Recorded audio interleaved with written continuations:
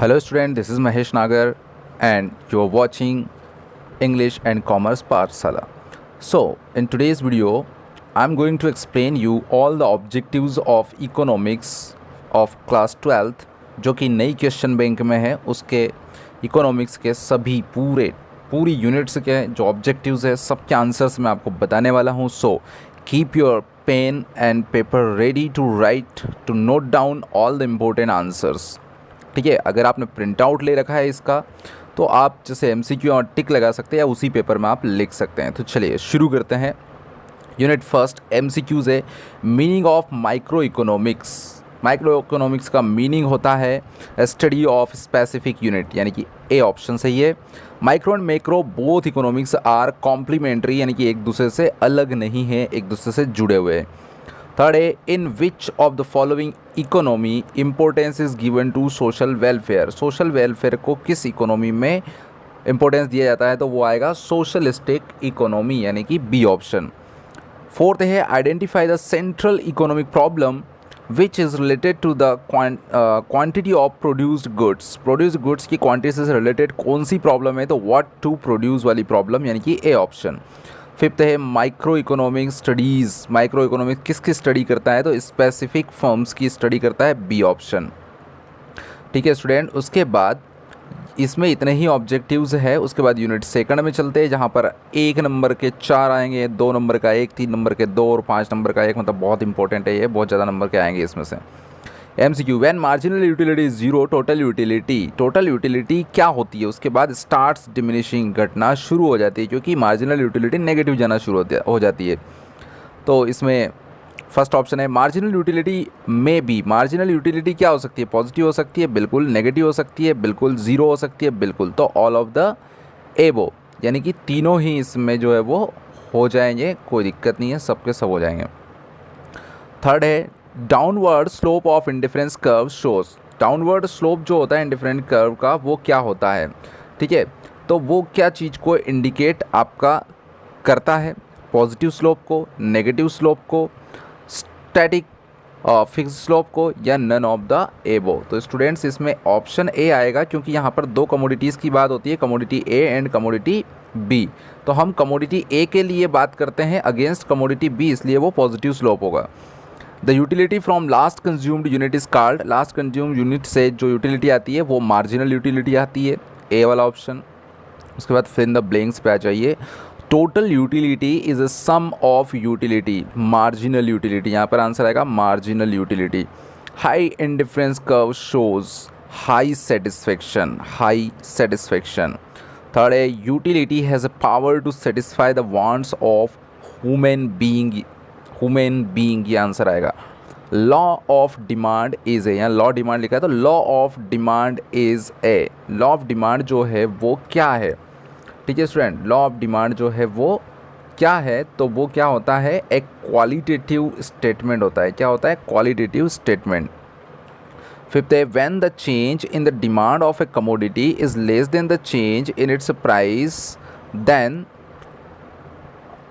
There is elasticity, यानी कि जब चेंज होता है किसी कमोडिटी की डिमांड में वो कम होता है, उसकी प्राइजेस में ज़्यादा चेंजेस होता है, तो यानी कि वो प्राइस के अगेंस्ट रिस्पांस उसकी डिमांड कम कर रही है, तो उसको हम क्या बोलते हैं, रिलेटिवली लेस इलास्टिसिटी। ठीक है स्टूडेंट्स, उसके बाद हम आ जाते हैं ट्रू फॉल्स पे। यूटिलिटी इज़ पर्सनल, बिल्कुल ट्रू है। दूसरा है मार्जिनल यूटिलिटी कैन आल्सो भी नेगेटिव, हो सकती है, ट्रू है, बिल्कुल हो सकती है। थर्ड है given goods are inferior goods, बिल्कुल सही है, होते ही है। When the demand table expressed by a diagram then it is called demand curve, बिल्कुल सही है, ट्रू है ये। Demand curve slopes downwards left to right, ये भी सही है, यानी कि पाँचों के पाँचों जो है वो ट्रू है। उसके बाद वन वर्ड या वन सेंटेंस में आंसर वाला है when marginal utility is zero what will be the total utility. Total utility कितनी होती है, तो वो होती है मैक्सिमम, आंसर आएगा maximum. What is the another name of budget line. Budget line का दूसरा नाम क्या है, तो उसको हम बोलते हैं price line, price line. Third है which type of utility does the demand of comfort luxurious goods exhibits. किस तरह की होती है इनकी इलास्टिसिटी, तो वो होती है वेरी इलास्टिक। क्या होती है इनकी डिमांड, इनकी डिमांड होती है very elastic. What kind of relation is there between demand and supply, demand और सप्लाई के बीच में जो रिलेशन होता है वो होता है inverse relation, inverse relation. What kind of income should be there according to demand curve, demand curve के अकॉर्डिंग इनकम कैसी होना चाहिए, तो it should be unchanged. Demand curve जो है वो ये बताता है कि इनकम जो है कंज्यूमर की वो क्या होना चाहिए, अनचेंज होना चाहिए, तो it should be unchanged, it should be unchange, ये आंसर आएगा। ठीक है, मेज द कॉलम देख लेते हैं। 7 है इसमें। पहला है सब्सटीट्यूट्स, तो सब्सटीट्यूट्स में आएगा ई वाला, क्योंकि टी एंड कॉफ़ी एक दूसरे का सब्सटीट्यूट्स होते हैं। दूसरा है कॉम्प्लीमेंट्री गुड्स, तो बैट एंड बॉल यानी कि डी वाला, क्योंकि एक दूसरे के बिना काम नहीं चलता है। थर्ड है गिफन गुड्स, तो इसमें बी आएगा, गुड्स ऑफ लोअर क्वालिटी। ठीक है, गुड्स ऑफ लोअर क्वालिटी, इसको गिफन गुड्स हम कहेंगे। गिफन गुड्स से गिफन गुड को मैच नहीं करना है स्टूडेंट, ये याद रखना है, क्योंकि इसमें फर्स्ट ए में गिफन गुड्स दे रखा है। In elastic demand, in elastic demand जो है वो किन गुड्स की होती है, तो वो होती है सी, यानी कि गुड्स ऑफ नीड्स, आवश्यकता की चीज़ों की। उसके बाद फिफ्थ है exception of law of demand, जहाँ पे लॉ ऑफ डिमांड काम नहीं करता है वो गिफन गुड्स में होता है। ठीक है, तो ए आएगा। टोटल यूटिलिटी, टोटल यूटिलिटी मतलब क्या होता है, सम ऑफ मार्जिनल यूटिलिटी। ठीक है, जी वाला। बजट लाइन को हम प्राइस लाइन कहते हैं, यानी कि एफ आएगा 7th में। ठीक है, 2 मार्क्स के क्वेश्चन है यहाँ पर। अब इसके बाद हम चलते हैं नेक्स्ट यूनिट पर, यूनिट नंबर 3। इसके आंसर आप देख लीजिए। ठीक है, एमसीक्यू से चलते हैं। Relationship between physical inputs and physical output is called, क्या कहलाता है, हम इसको बोलेंगे प्रोडक्शन फंक्शन। ठीक है स्टूडेंट्स, इसको क्या बोलेंगे हम, प्रोडक्शन फंक्शन बोलेंगे। यानी कि जब रिलेशन जो होता है फिजिकल इनपुट और फिजिकल आउटपुट के बीच में, उसको हम प्रोडक्शन फंक्शन कहते हैं, यानी कि सी वाला ऑप्शन इसमें आएगा। दूसरा है which law of production function is applicable in short term, short term में कौन सा होता है, तो शॉर्ट टर्म में होता है law of variable proportions, law of variable proportions, A आएगा। थर्ड है in the first stage of production, production के फर्स्ट स्टेज में क्या होता है, increasing return in total production, total production में क्या होता है, इंक्रीजिंग रिटर्न मिलता है थोड़े टाइम के लिए। फोर्थ है which cost is exist before the start of production work, production work को स्टार्ट करने से पहले कौन सी कॉस्ट जो है वो होती है, टोटल कॉस्ट होती है, मार्जिनल कॉस्ट, फिक्स कॉस्ट या वेरिएबल कॉस्ट, तो फिक्स कॉस्ट जो है वो पहले से होती है। फिफ्थ है विच of the following is not an example of fix cost, fix cost का एग्जाम्पल कौन नहीं है, लैंड और बिल्डिंग पर एक्सपेंसेस नहीं है, या दूसरा expense on plant and machinery नहीं है, या फिर wages and salary of temporary labour नहीं है, या लाइसेंस फीस, तो सी वाला ऑप्शन जो है वो सही होगा। उसके बाद fill in the blanks, the law which is applicable in is called the law of variable production, तो यहाँ पर आएगा शॉर्ट टाइम, शॉर्ट टाइम में जो एप्लीकेबल होता है लॉ वो होता है variable, law of variable proportion का। दूसरा है the law which is applicable is called the law of return to scale, तो रिटर्न टू स्केल जो होता है वो लॉन्ग टाइम के लिए होता है, तो यहाँ पर आएगा लॉन्ग टाइम, पहले वाले में शॉर्ट टाइम, दूसरे वाले में लॉन्ग टाइम। थर्ड है average cost and marginal cost both are calculated from total cost, कहाँ से कैलकुलेट होती है, दोनों ही टोटल कॉस्ट से कैलकुलेट होती है। उसके बाद है cost intersects average cost at its lowest point, तो मार्जिनल कॉस्ट क्या आएगा, मार्जिनल कॉस्ट जो है वो इंटरसेक्ट करती है एवरेज कॉस्ट को उसके लोवेस्ट पॉइंट पर।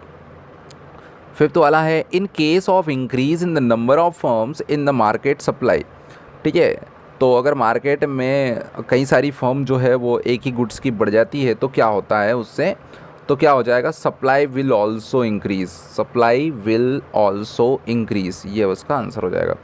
ट्रू फॉल्स पे आ जाएगा ऑन जीरो प्रोडक्शन, जब प्रोडक्शन जीरो होता है, variable and fix both inputs are reduce, दोनों ही घटते हैं, नहीं ये गलत है, वेरिएबल्स घट जाते हैं, फिक्स नहीं घटते हैं। दूसरा है variable inputs are unchanged in short period, variables जो है शॉर्ट पीरियड में चेंज नहीं होते हैं, तो ये तो हो जाते हैं, है ना, फिक्स नहीं होते हैं, तो ये भी फॉल्स है। थर्ड है when production stopped fix cost becomes zero, ये फॉल्स है, फिक्स कॉस्ट तो जीरो होती ही नहीं है, वेरिएबल कॉस्ट जरूर हो जाती है। उसके बाद है फिफ्थ वाला return to scale is related long term production function, बिल्कुल सही है, लॉन्ग टर्म से रिलेटेड है। उसके बाद ऑन इंक्रीज इन टैक्स, जब टैक्स में इंक्रीज होता है तो there is increase in production cost and decrease in supply, supply में डिक्रीज होता है क्योंकि प्रोडक्शन कॉस्ट बढ़ जाती है, तो बिल्कुल ट्रू है। ठीक है, टैक्सेस बढ़ जाते हैं तो प्रोडक्शन, क्योंकि प्रॉफिट का मार्जिन जो है वो प्रोड्यूसर के लिए कम होने लगता है और उसकी वजह से वो सप्लाई को घटा देता है। उसके बाद मेक्स द कॉलम पर आ जाइए, 5 मेक्स द कॉलम है इसमें। ठीक है स्टूडेंट्स, देखते हैं। टोटल प्रोडक्शन, टोटल प्रोडक्शन मतलब कि होगा total quantity of goods and services, C आएगा। दूसरे में है law of return to scale में आएगा डी, एक्स्ट्रा प्रोडक्शन। ठीक है, रिटर्न टू स्केल का पता है एक्स्ट्रा प्रोडक्शन के लिए करते हैं अपन। थर्ड है relation in inputs and outputs में होना, रिलेशन जो है प्रोडक्शन फंक्शन कहलाता है, अपन ने फर्स्ट उसमें एमसीक्यू में देखा था। एसी एंड एमसी कर्व यानी कि एवरेज कॉस्ट और मार्जिनल कॉस्ट कर्व जो होता है वो यू शेप्ड होता है यानी कि ई आएगा। मार्जिनल प्रोडक्शन होता है वो काई के लिए होता है, शॉर्ट रन यानी कि शॉर्ट टर्म में होता है, ए आएगा। ठीक है स्टूडेंट, यहाँ पर ये यूनिट आपकी ख़त्म हो जाती है। नेक्स्ट यूनिट है 4th यूनिट। ठीक है स्टूडेंट, थोड़ा सा टाइम लगेगा क्योंकि पूरा इंक्लूड कर दिया है मैंने इसमें पूरा ही। ठीक है, 4th यूनिट पे चलते हैं, तो इसमें ज़्यादा ऑब्जेक्टिव नहीं है। विच of the following from the market is a price determinant, नीचे कुछ मार्केट के नाम रख रखे हैं, उसमें कौन सा जो है वो प्राइस डिटर्मिनेंट का काम करता है, तो डी वाला ऑप्शन आएगा। ठीक है, जिसमें है मोनोपोलिस्टिक कंपटीशन। ठीक है, मोनोपोलिस्टिक कंपटीशन होता है। Sales cost is in perfect competition, perfect competition में सेल्स की प्राइस जो है वो क्या होती है, तो वो होती है वेरी लो, नॉमिनल नहीं होती, जीरो भी नहीं होती है, ना ही हाई होती है, क्योंकि कई बार जो है वो कॉम्पिटिटर आपका प्रमोशन करता है और दूसरा प्रोडक्ट बिक जाता है। ठीक है, ऐसा होता है, तो वेरी लो। ठीक है, ये 2 हो गए। उसके बाद 2 फिल इन द ब्लैंक्स है इसमें केवल। Number of buyers and sellers are present in the condition of perfect competition, तो यहाँ पर आएगा large, LARG, large number of buyers and sellers जो है वो परफेक्ट कंपटीशन वाले मार्केट में होते हैं। इन perfect competition A firm is price taker, perfect competition में प्राइस मेकर नहीं होती है कोई भी ऑर्गेनाइजेशन, कोई भी फर्म, वो क्या होती है, प्राइस टेकर होती है, प्राइस वो लेती है, देती नहीं है, मतलब कि खुद डिसाइड नहीं कर सकती। उसके बाद ट्रू फॉल्स है। There is no competition in the market in perfect competition, perfect competition में कॉम्पिटिशन नहीं होगा, तो ये तो गलत बात है, फॉल्स है। In perfect competition producers can ask for different prices from different buyers, अलग अलग बायर से अलग अलग प्राइजेस ले सकता है क्या परफेक्ट कॉम्पिटिशन में, बिल्कुल नहीं ले सकते, क्योंकि परफेक्ट कॉम्पिटिशन की कंडीशन ही ये होती है कि फुल नॉलेज ऑफ मार्केट। ठीक है, मार्केट का पूरा नॉलेज जो है कंज्यूमर और सेलर दोनों को होता है, तो वो एक फिक्स कॉस्ट जो होती है वही लेता है, तो ये क्या हो जाएगा, फॉल्स हो जाएगा। उसके बाद आ जाइए मेज द कॉलम में। ठीक है, यहाँ पे थोड़ा सा मेज द कॉलम में देख लेते हैं अपन। सबसे पहले फर्म्स इक्विलिब्रियम, फर्म्स इक्विलिब्रियम जो होता है वो क्या होता है। ठीक है, फर्म्स इक्विलिब्रियम होता है, बी वाला ऑप्शन आएगा, क्या आएगा, एवरेज, मतलब AR is equal to AMR। ठीक है, गोल्ड, गोल्ड किस तरह का मार्केट है, तो वो है आपका इंटरनेशनल मार्केट। ठीक है, सी आएगा, इंटरनेशनल मार्केट है। मिल्क है तो वो किस तरह का है, तो वो लोकल मार्केट है, ए आएगा, लोकल मार्केट है।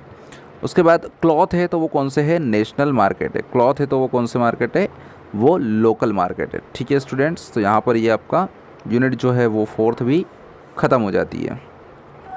ठीक है, नेक्स्ट चलते हैं हम यूनिट नंबर 5 की तरफ। इसमें बहुत कम MCQs है। ठीक है, यूनिट नंबर 5 में MCQs पर आ जाते हैं। सबसे पहला है price equilibrium is remain same when, price equilibrium कब सेम रहता है, तो वो रहता है जब ए पॉइंट होता है, increase in demand is equal to increase in supply, यानी कि डिमांड में जितनी इंक्रीज़ होती है सप्लाई में भी उतनी इंक्रीज़, या सप्लाई में जितनी इंक्रीज़ होती है डिमांड में भी उतनी इंक्रीज़ होती है, तभी ये प्राइस इक्विलिब्रियम बनता है, सेम रहता है, ए पॉइंट सही है। When market demand is more than the supply, जब मार्केट में डिमांड जो है वो सप्लाई से ज़्यादा होती है तो इस कंडीशन को क्या कहते हैं, एक्सेस ऑफ सप्लाई, नहीं, सप्लाई तो कम हो रही है, लेवल ऑफ इक्विलिब्रियम हो ही नहीं सकता, एक्सेस ऑफ डिमांड यानी कि डिमांड ज़्यादा है, हम ये कह सकते हैं, तो सी आएगा।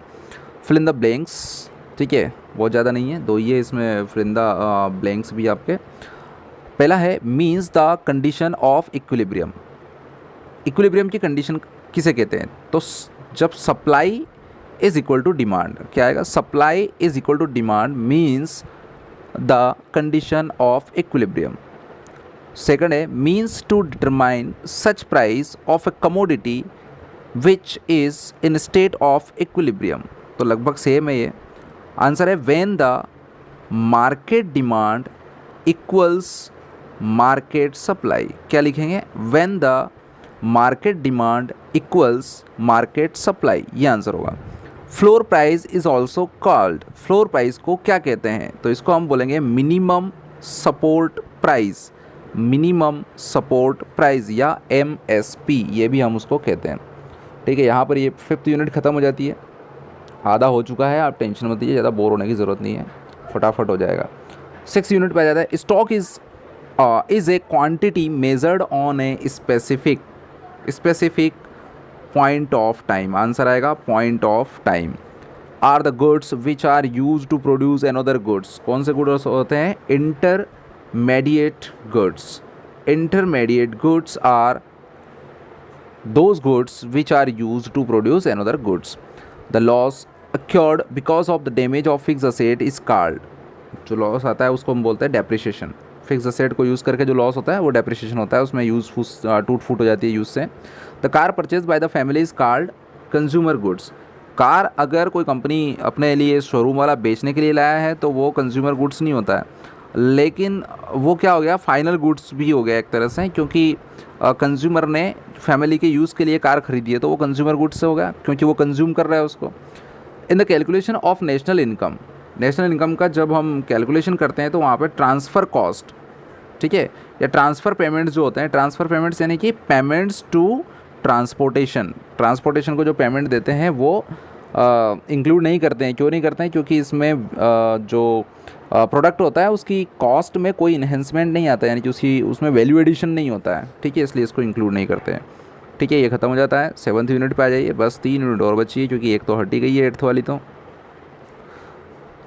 ठीक है, 7th यूनिट, ठीक है student. Primary function of money is, money का प्राइमरी फंक्शन क्या है स्टूडेंट्स, तो वो है बी वाला, major of value. Central bank of India कौन है, रिजर्व बैंक ऑफ इंडिया है, ए वाला ऑप्शन आएगा। 1 rupee notes are issued by the, कौन करता है, government of India, C option आएगा, जल्दी जल्दी कर देता हूँ।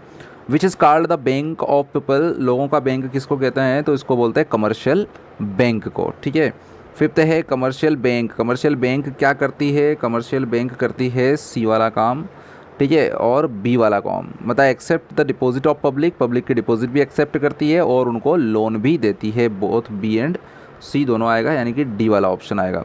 उसके बाद फिल इन द ब्लैंक्स है, money is the fiat, fiat क्या आएगा, अराउंड विच, क्या लिखेंगे, around which economic science clusters, यानी कि ये वो पॉइंट है मनी जिसके आगे आसपास जो है वो इकोनॉमिक साइंस घूमता है। ठीक है, दूसरा है तो पहले ब्लैंक में आएगा, पहले ब्लैंक में आपका आएगा मीडियम ऑफ एक्सचेंज, क्या आएगा, medium of exchange and measure of value are the primary functions of money, क्या आएगा, medium of exchange and measure of value, ठीक है, are the primary function of money. 3rd वाला है trusteeship is a secondary function of a bank, ठीक है, bank का secondary function होता है तो सेकेंडरी आएगा। 4th है bank has monopoly on issue, यहाँ पे ये थोड़े स्पेलिंग मिस्टेक है, इशू ऑफ करेंसी नोट्स, तो कौन सी बैंक है, RBI या सेंट्रल बैंक ऑफ इंडिया। ठीक है, तो आप लिखना है रिजर्व बैंक ऑफ इंडिया या सेंट्रल बैंक, आप लिखना है यहाँ पर, सेंट्रल बैंक ज़्यादा अप्रोप्रिएट रहेगा। Reserve bank of India is called central bank of India, reserve bank को क्या कहेंगे, सेंट्रल बैंक ऑफ इंडिया भी कहते हैं। उसके बाद मेज द कॉलम पे आ जाते हैं। एक्सेप्टिंग डिपॉजिट्स, डिपॉजिट एक्सेप्ट करने का काम किसका रहता है, ठीक है, तो पहला ही ऑप्शन आ जाएगा कमर्शियल बैंक, या सी मिला दो, दोनों एक ही बात है, तो ए को मिला दिया है मैंने, commercial bank. Bank of public, public की बैंक क्या है, सी कर दिया है, कमर्शियल बैंक है। बैंक ऑफ गवर्नमेंट, गवर्नमेंट की बैंक कौन सी है, RBI, यानी कि बी आ गया। Primary function of money, money का प्राइमरी फंक्शन क्या है, तो वो है मेजरमेंट ऑफ वैल्यू, यानी कि ई आ गया। 5th है in ancient India coins are called, coins को क्या बोलते थे, दाम, ठीक है, दाम बोलते थे, डी वाला ऑप्शन। ठीक है स्टूडेंट, यहाँ पर 7th यूनिट भी आपकी ख़त्म हो जाती है फटाफट। 8th वाली यूनिट हट चुकी है, 9th पे आ जाते हैं अपन। Included in revenue budget, revenue budget में क्या इंक्लूड हम करते हैं, तो हम करते हैं revenue receipts of government and revenue expenditure of government, यानी कि डी वाला ऑप्शन आएगा, ए और बी दोनों आ जाएंगे इसमें। बारो बाय गवर्नमेंट इज़, गवर्नमेंट जो बारो करती है यानी कि लोन वगैरह लेती है वो क्या होता है, वो होता है कैपिटल रिसिप्ट्स, यानी कि बी आएगा। 3rd है the revenue receipts which are received from other than tax are called, उनको हम क्या कहते हैं, तो बी वाला ऑप्शन आएगा, नॉन टैक्स रिसिप्ट्स हम उनको कहेंगे।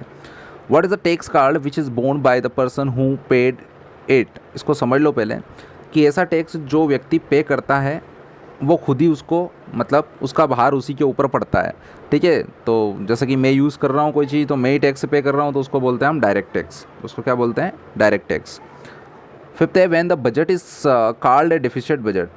डिफिसिट बजट कब कहा जाता है, तो कब कहा जाएगा डिफिसिट बजट, तो ये मैं बता देता हूँ, सी वाला ऑप्शन आएगा, जब एक्सपेक्टेड रिसिप्ट्स जो है वो ज़्यादा होती है लेकिन खर्चा उसके ऊपर कम किया जाता है। तो सी वाला option, expected receipts is greater than to accepted expenditure. उसके बाद फिल इन द ब्लैंक्स पर आ जाइए।